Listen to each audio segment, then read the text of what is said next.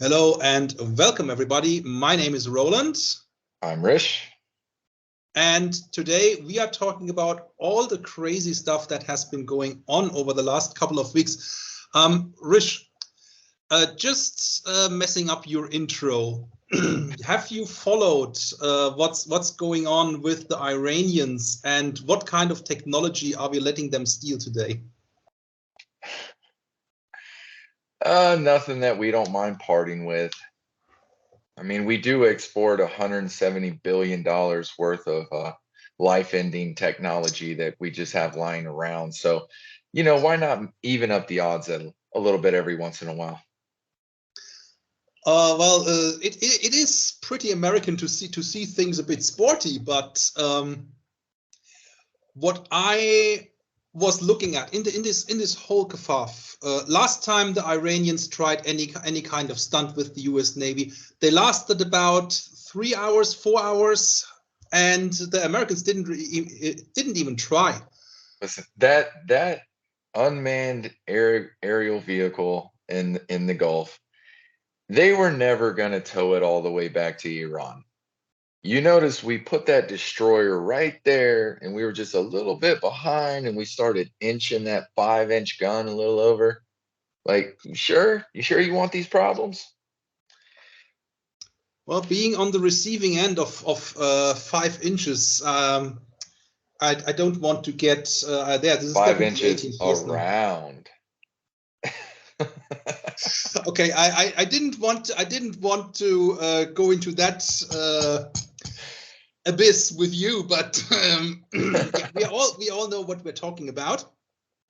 But it has also started some kind of thinking process. And when we look at not only at the history of armed conflict, but at the history of global empires, we could say that the dominant culture and business world was controlled by the country that controlled the sea in historic terms. I agree. With one exception, the Mongols. They had the greatest land empire ever created, and every time they tried to put a navy together, they got green water ships, they got river boats, and they tried to cross over to Japan. And well, they're still digging up the bodies to this day. Well, it's funny that you are mentioning Japan, because that is sort of one of the first things I was going to look at. I mean, there's no doubt right now who is the dominant naval force on the planet. Yeah. So don't talk about quantities, talk about quality. Tonnage. Not even that. Not even that. So I know the common saying about 100,000 tons of diplomacy parked right out front on your front door, but when we look at the global order since World War II, it was dominated by the US, backed up by their complete and total domination of the sea.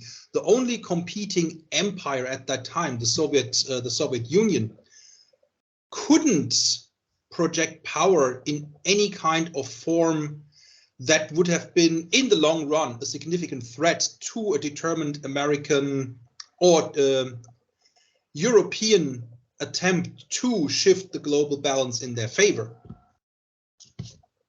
And speaking of that, let's take it back to our right to flight episode. So obviously we discussed that, China was never going to shoot down that plane. But so let's take it all the way from the air to below the waves. So America had roughly, depending on who you listen to, about 15 fighter jets in the area. We had scrambled F-15s from land bases. We had carrier-based troops. We had parked a carrier on the eastern coast of Taiwan just to provide naval support. But that's airplanes are sexy. You can see them. They're fast. They're sleek. They make cool sounds. People go to air shows. But let's talk about the real reason China didn't want anything. And that would be 18 Ohio-class ballistic submarines, 14 of which are nuclear, 4 are dedicated to non-nuclear cruise missiles.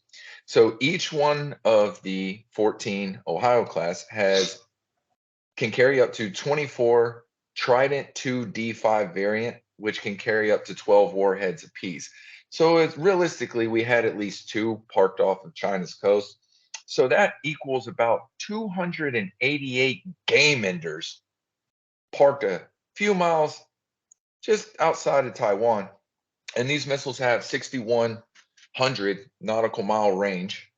For people who use the metric system, that's, I don't know, probably 7,500 kilometers.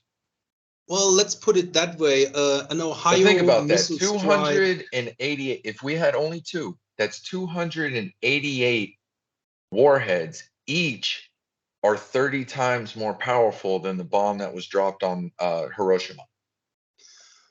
Well, put it that way. The Ohios don't have to go very far from their home base to launch their missiles at any point in the world, and at any given time, you can bet there is at least one parked somewhere in the Asia Pacific region, and another one parked for good measures somewhere in the Barents Sea.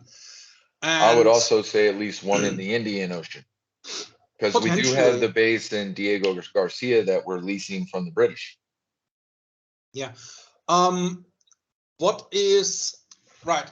I was going at this a little bit later, but since you bring it up, I don't think that during the Cold War we had a lot of more warheads parked in front, right, in the backyard of the Soviet Union, and we knew the Soviets had warheads parked right at our front door. I mean, would have been stupidity if that wasn't the case. We're not talking about mutually assured destruction. Yeah, that's why we have the NPT treaty. So the point I'm making is both sides knew during the Cold War the other side is not going to press the button first. At least not in a willing, calculated manner in order to destroy the other part, because we knew that the other side has enough time to get their missiles off the ground and it's game over for all of us. And up until very recently, there was even no way you could intercept any ballistic missile. Well, I was going to bring that up. Even with our current technology, we still have publicly admitted that it would be hard for us to intercept ICBMs, just due to the fact that they deploy so many decoy warheads. They deploy so much trash, so much thing, like so many particles come off. You just don't know which is a live one and which one isn't. There's no way to determine that. But my point I was raising is, we knew that Khrushchev is not going to push the button unless we push it first. Or, and this was the only, let's be realistically, that was the only scenario anything would be kicking off, would be that some low-level commander on either side of the wall would get a bit ballsy and try something they shouldn't be trying. And the commander on the exact opposite side wouldn't wait until they get orders to stand down, but start something that both sides don't want to finish. With the current and previous leadership in China, I am not so sure. And Mao is on the record for saying, yeah, let's have nuclear war. In a couple of years, people will have recovered from that. And it took the Soviets until the 70s and 80s, late 70s, early 80s, to acknowledge the concept of nuclear winter. So going back to what you said about the Taiwan Strait, yes, it is a very narrow margin of error that I was going to say, no, I don't think they're going to start something. If they're going to start something, it would be purely based on the concept of saving face, and those military professionals that are not appointed for political reasons know that how that is going to play out. So not only I'm not concerned about an Ohio SSBN. I'm concerned about the 6 Ohio SSGNs with 160 Tomahawks each. So as much as that is See, our numbers are getting a little different. It sounds like you got 12 and 6. My number said it's 14 and 4. It is absolutely possible that it is the number you said. I thought it was 6. I thought it was half at first, but I do remember it is a few more SSBNs because they had to reduce the numbers, and according to some arms reduction treaty with the Russians. Yeah, the non-proliferation treaty. But we're rolling out the successor to the Ohio. That's going to be the Columbian class. Yeah. So we probably already got them. We didn't find out about the F-22 till 20 years later. Well, it's especially we won't get any details, and if we believe the circles of the Air Force, your 6th generation air dominance fighter has already had their maiden flight. So it is like I said in some of our episodes. If the Americans are really serious about something, they are going to they put their themselves behind it, and that is one thing that since the inception, so to speak, of the US has been a staple thing of you guys. We do it, yeah. So from this point of view, when you look at globally throughout history, there's one major difference between American naval dominance and the one, well, maybe not so much the previous one, the British, but when you go further back, the Italian city-states, then Venice, Milan, yeah.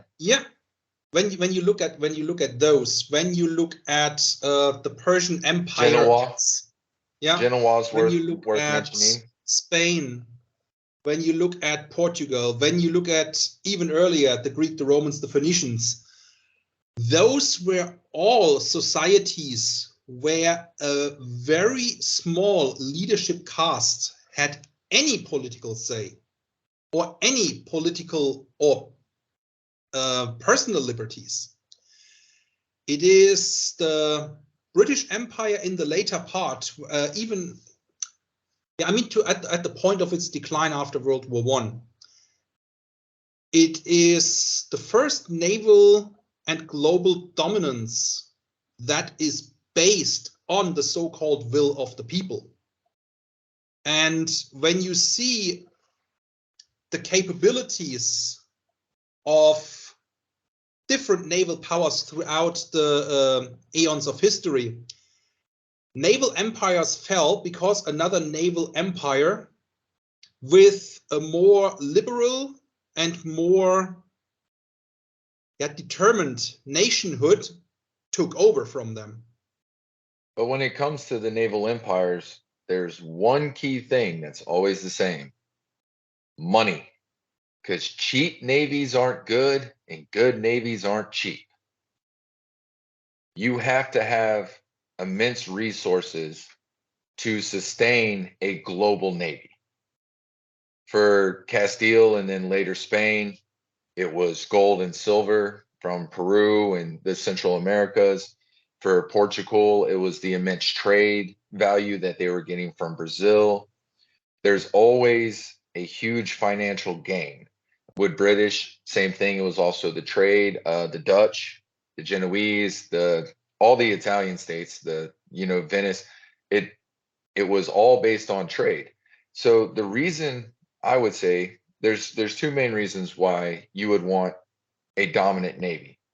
It's power projection beyond your shores, but it's to secure the trade that pays and funds the navy so that you can have power projection. Because without the trade, if you're not trading globally, there's no reason for you to have a global navy. Yeah. Follow the This money. brings up one thing. This brings up one thing I didn't know. I didn't know.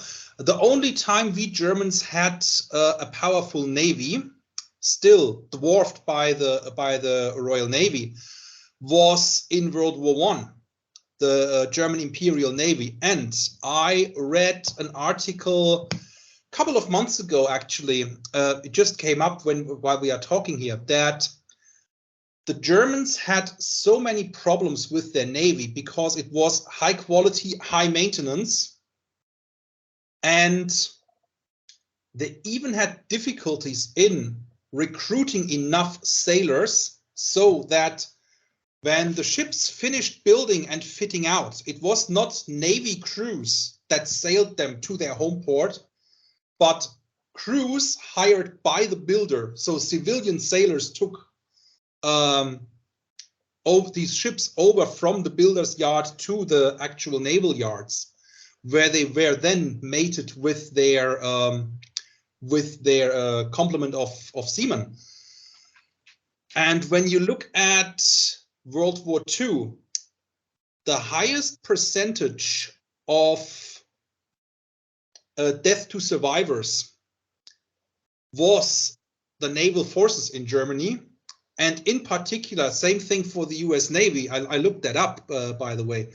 The submarine service had a casualty rate that is staggering. Well, if the World War I German Navy was formidable, but it was destroyed by Germans. Germans were the best at destroying the German Navy. And the quote was made, "The German Navy has never been defeated." And to which the quote was given, "It has to just sail from port." So when we look at And this, the Entente, no one wanted to see those ships redistributed after World War I. So the Entente were extremely happy that the Germans scuttled their own navy, because yes they didn't and want no. all those dreadnoughts going to other nations. Yes and no. Of course, every single Entente nation, especially the British, they were very keen to lay their hands, especially on the German battle cruisers. When you look at, for example, the Seydlitz that came back with one of its crews out of the water, so heavily damaged. I don't remember how many tons of water in the ship. And when you see that after opening salvos, British battle cruisers just exploded because their design was not meant to put them where they were. So the British keep their magazines open because their strategy was accuracy by volume. They were going to put more rounds through the barrels on the guns. So you have to keep an open magazine for that. So if you get a shot on target, that magazine is open. Yeah.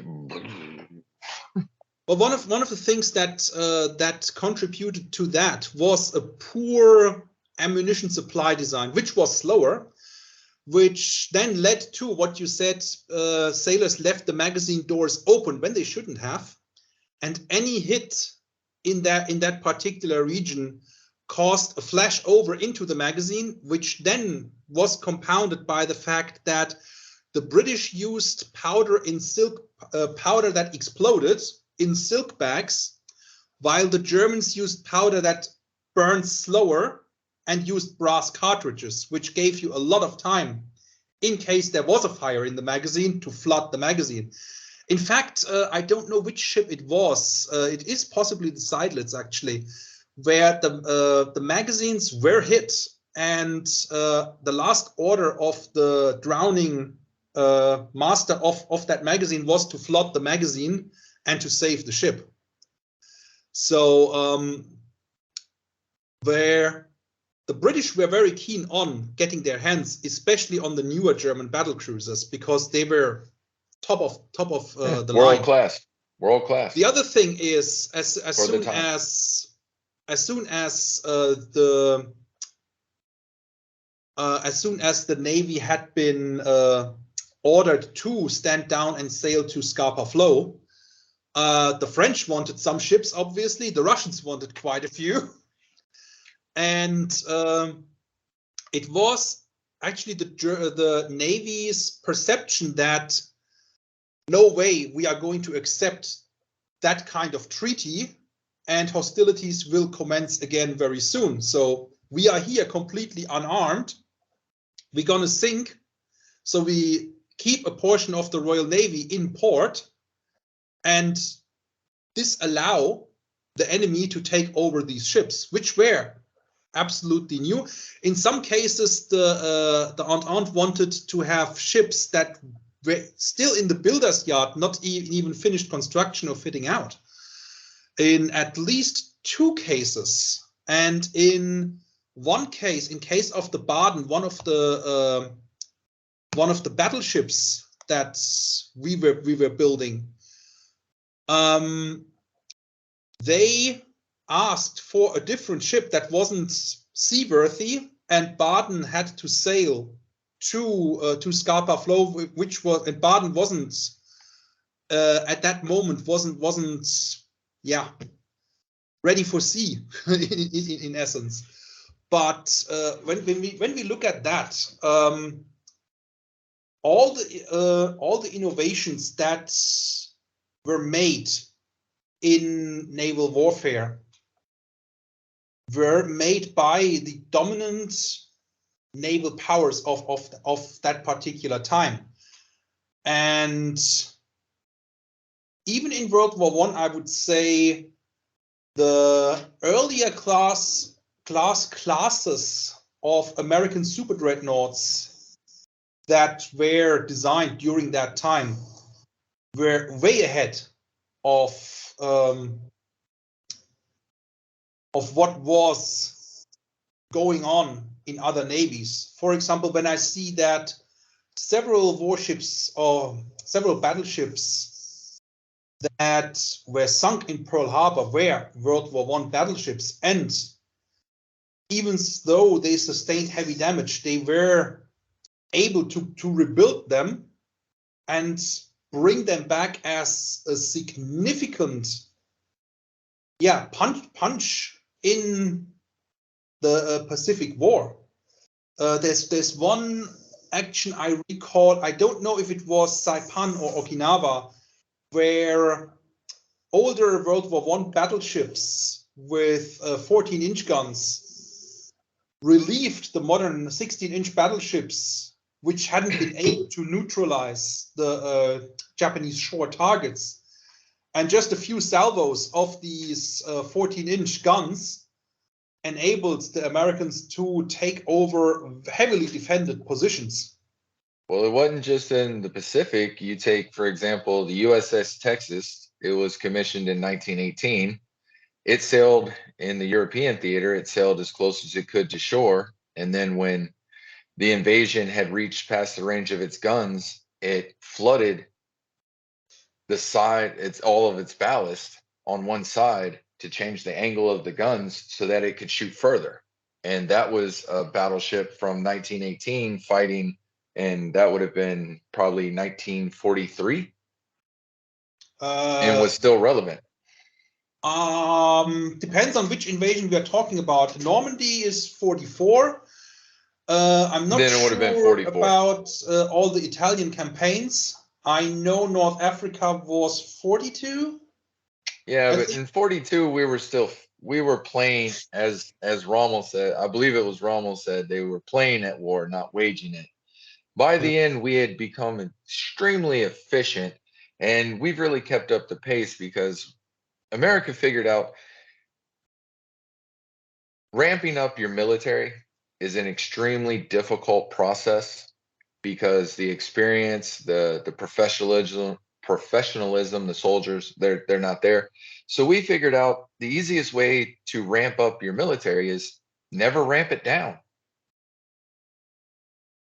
Well, that's certainly one thing, but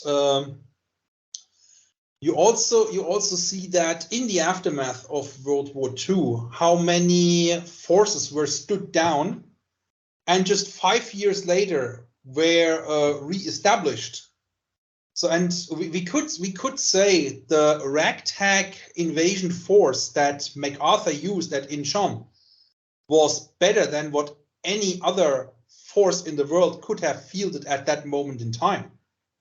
So there is certainly the quality of training and equipment. That's one of the key topics I wanted to touch upon.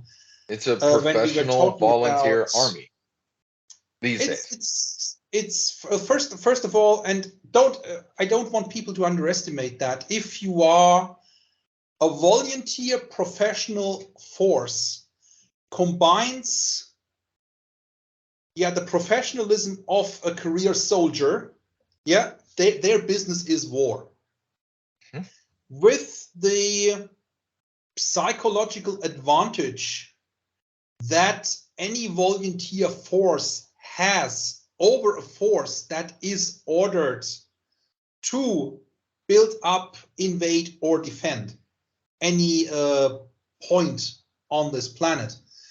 And when you look at the Soviet army, the Chinese army, the North Korean army, the Cuban army, when you want to determine their capability, if you want to run things down to a single number,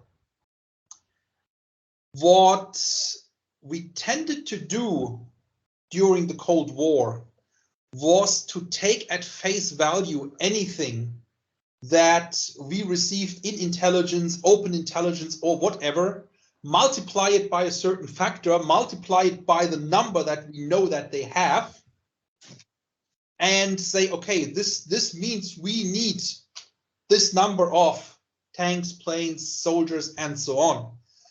Problem was that even the propaganda at that time was grossly exaggerated with what was shown to us and to the world was what you, I think 2 or 3 weeks ago, you mentioned parade army. Yeah. So we learned after the Cold War that between day 7 and day 10, we would actually outnumber the Warsaw Pact on the battlefield, and by a wide margin. My comment was not outfight or outclass. Yeah. Well, my comment on that was they parade their navies, they parade their armies, they parade their military. We deploy ours.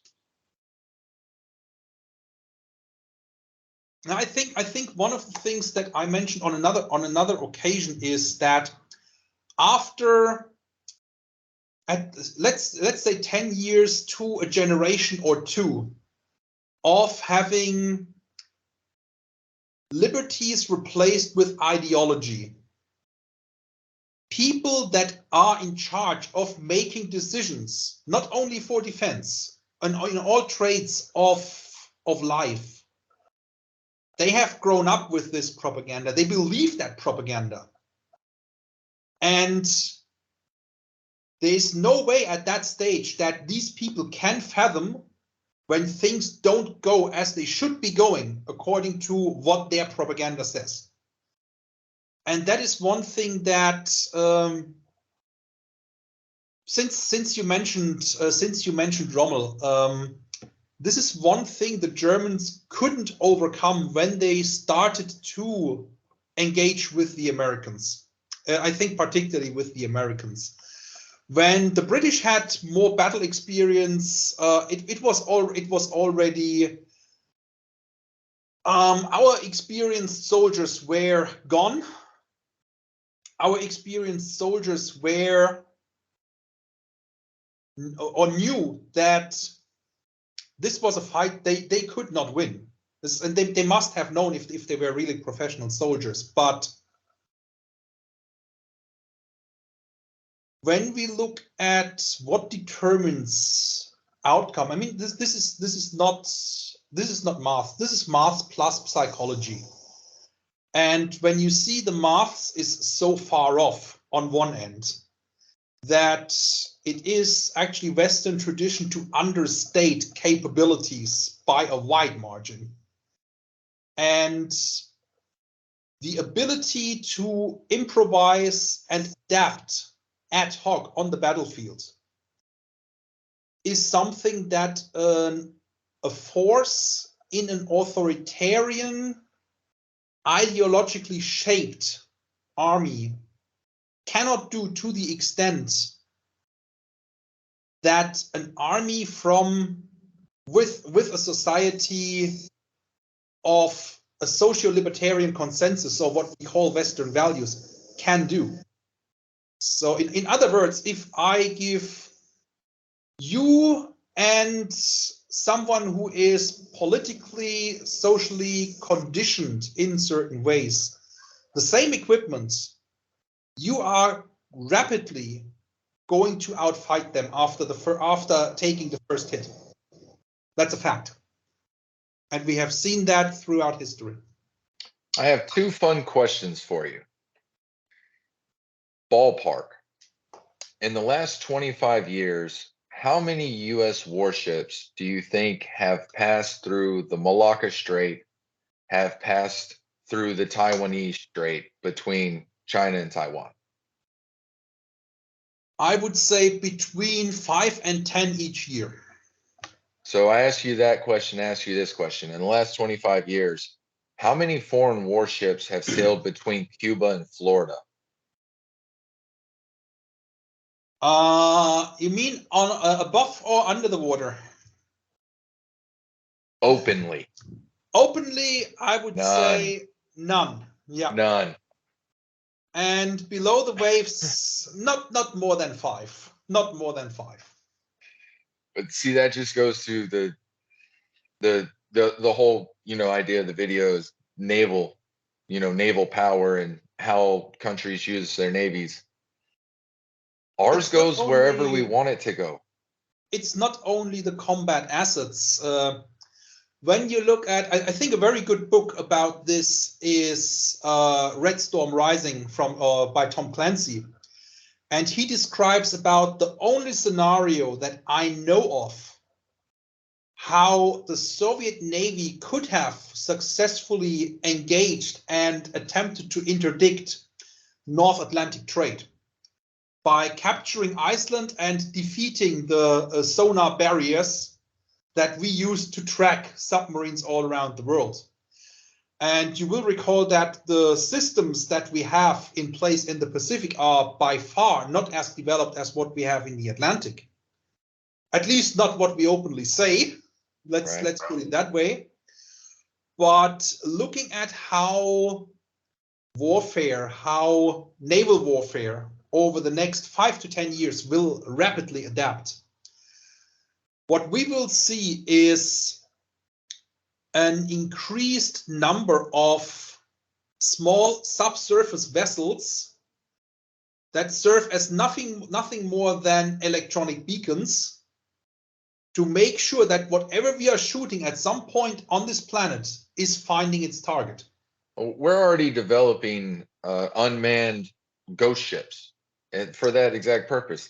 And think about this, the biggest changer in the last, I would say, the biggest changer in the last 500 years of naval dominance would be if Denmark ever sails, because Denmark owns Norway, or excuse me, not Norway, Greenland. They are operating it at a loss. They don't have the resources. They don't have the capability to extract the resources. America has made several offers to acquire Greenland.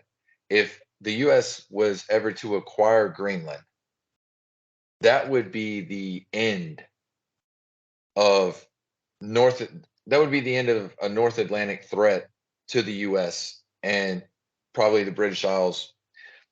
We would stack so many bases. We would have so many unmanned patrol systems in the air, on the water, under the water. No one would go anywhere in the North Atlantic without us knowing before they left. Look at it from the point of view in the Pacific. Let's stay in the Pacific. That I do not think that American forces are needed in a sense of any threat that comes up, whether it's Taiwan or any other hotspot in that area that the Australians, Japanese, and Indians can't handle on their own or together. So as we said a couple of weeks ago, if the Indians decide no Chinese ship goes through the Strait of Malacca, Strait of whatever it is, into the Indian Ocean, then that is fact. If the Japanese decide no Chinese ship goes in that area, then that is a fact. And latest news on the AUKUS submarine deal is that we, meaning the UK, is now training both American and Australian soldiers on our nuke boats, which goes in the direction of this will be a thing that the Americans also do in a couple of weeks or months. We're sending them 10 of our finest. Somebody's got to man the boats. And there is so many, I think at this moment in time, there is somewhere between 10 and 20 Los Angeles Flight 2 and 3 boats in reserve that we could reactivate at a moment's notice, basically. A nuke boat is an issue. You have to keep the reactor hot. You can't just switch it off. It takes ages to restart a reactor. It's a very, very delicate process, to say the least. To say, while the Australians want Virginia, the latest Virginia, I think Block 5 is what they want. With this kind of situation that is developing, that the UK is training not only Australian submariners, but right now we are training the Ukrainian army. So well, see, I was really surprised that when the deal between France and Australia fell through for the 10 very good diesel electric world-class boats, I'm surprised that India didn't try to make a play with France to try to pick that deal up and salvage it to add it to their navy. Well, one big thing is the Indian Navy has or operates a lot of Russian submarines. So, but they also operate a lot of Russian planes, but they're moving away from Russia. Follow the money. They're not spending their money as much. They already backed out of the joint fighter program with Russia. They're backing out of joint collaborations with Russia. One thing that I was surprised, not mentioning India, but looking at Vietnam wants to buy submarines, Thailand wants to buy submarines, the Philippines wants to buy submarines, Taiwan wants to buy submarines. And in fact, the Americans have sold them diesel electric submarines that we neither have nor have the capability to design. So we have sold them something that won't exist for the next 20 years. So that is a thing. France could build that. They could start building them right now. And the fact that the French have gone quiet rather fast in this whole kerfuffle tells me that there has been a deal of some sort between the Americans, the British, and yeah, look. I don't need to be told I have eyes, yeah, and then follow the money. And in the global situation that we have right now, I think there's plenty of opportunity to utilize the kind of research the French have done on the conventional variant of, I think it's the Barracuda class. So, I mean, the biggest issue from what I know is they make good boats. They do. They make great boats. Good boats, no doubt. But adapting a nuclear design to non-nuclear propulsion is something that, you build a submarine around the reactor, and now you have an empty space there that you want to fill with a different propulsion system. Why do you go in that direction? Why do you not look at, we have perfectly good designs in that capability range with the U-2 14, 16, and 218. I think the Singaporean Navy has bought the U-218 class, and it's a whole different ballgame between conventional submarines, AIP submarines, and nuclear submarines. That's three different worlds. And when you look at the capabilities we Germans are now developing with, I think, the Swedish Navy, the Swedish or Norwegian Navy, and us are building a new class of 212As, which is the latest development of our air independence submarines. So there has been, in naval terms, a great shift towards submarine warfare, a great shift towards unmanned warfare, and with a combination of unmanned sixth-generation air assets, it does become feasible again to have, not a multi-mission ship, but the Chinese are now trying to deploy an unmanned aircraft carrier as a submarine. And it'll make a great anchor. Well, let me put it that way. India just launched their own indigenously built aircraft carrier, and let's just say the Indian aircraft carrier does have windows, while the Fujian did not have windows. That's all I'm going to say in comparison to those two aircraft carriers. But it's a lot of things going on where I'm saying we are overestimating the potential of things going out of order, going out of line, but we also underestimate the intensity that it would be if it does come to that point. So, while things happen, maybe there'll be a part 2, but I'd say that's about as good a place to end it as can be for today. What do you say, Roland? Well, I think I said my part, you said your part, and let's just close with that what I said.